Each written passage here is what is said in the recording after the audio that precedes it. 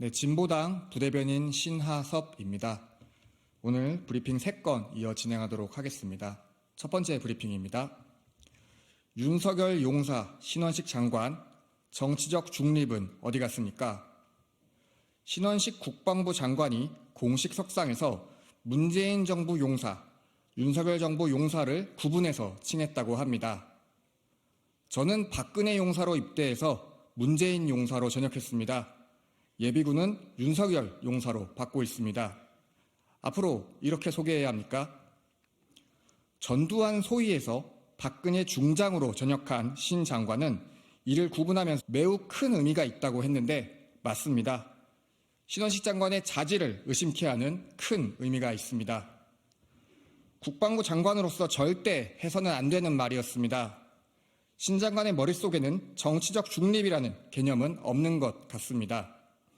병사들까지 갈라치기에 네 편, 내 편 나누는 군 수뇌부의 편향적인 인식에 하나회와 12.12의 역사적 기억을 떠올리는 것도 무리는 아닐 것입니다. 홍범도 장군 흉상 이전 논란과 독도 등 끊임없는 국방부발 논란을 보는 국민들도 지칠 정도입니다. 국군은 특정 정부의 것이 아니라 국민의 것입니다. 윤석열 정부 용사가 되고 싶은 신원식 장관의 충정은 확인했으니 이제 내려오십시오. 네, 두 번째 브리핑입니다. 세월호 10주기 추모공원조차 트집지 않는 정부. 곧 4.16 세월호 참사 10주기입니다. 하지만 세월호 참사 유가족과 시민들의 바람이었던 4.16 생명안전공원은 정부의 시간 끌기로 첫 삽도 뜨지 못했습니다. 희생자들을 위해 안산에 추모할 공간 하나 마련하는 것이 그렇게 어려운 일입니까? 원래는 22년에 완공되었어야 합니다. 법에 따라 진행하기만 하면 되는 것을 물가 인상으로 인한 사업비 인상까지 띠잡으면서 지연시키고 있다고 합니다. 참사를 그저 눈엣 가시로만 여기고 진상규명을 방해하는 행태가 어디 가지 않습니다. 대통령실은 최근 국회를 통과한 이태원 참사 특별법의 거부권을 시사하며 제2의 세월호라는 표현을 쓰기도 했습니다. 참으로 비열하고 잔인합니다.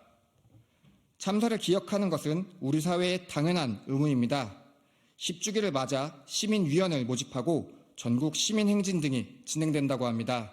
진보당도 언제나 참사 희생자들의 편에서 함께하겠습니다. 네, 마지막 브리핑입니다. KBS는 문화예술인의 지적에 동문서답하지 마시고 이선균 과잉보도 삭제하십시오. 지난주 금요일 문화예술인들이 문화예술연대회를 꾸려 고 이선균 배우의 죽음을 마주하는 문화예술인 성명서를 발표했습니다. 연대회에는 이선균 배우에 대한 수사와 언론 보도 과정에 대해 진상규명과 재발방지 대책을 요구했습니다. 특히 11월 24일 KBS 보도를 집어 마약 수사와 연관없는 사생활 관련 보도를 한 이유와 수사 내용을 어떻게 입수했는지를 밝히고 해당 보도의 삭제를 요청했습니다. 그런데 KBS는 관련 내용은 최대한 절제된 것, 해당 보도는 고인 사망 한 달 전으로 사망 배경과 연결하는 것은 무리라며 사실상 삭제 요청을 거부했습니다. 문화예술인들의 지적에 동문서답하는 꼴입니다.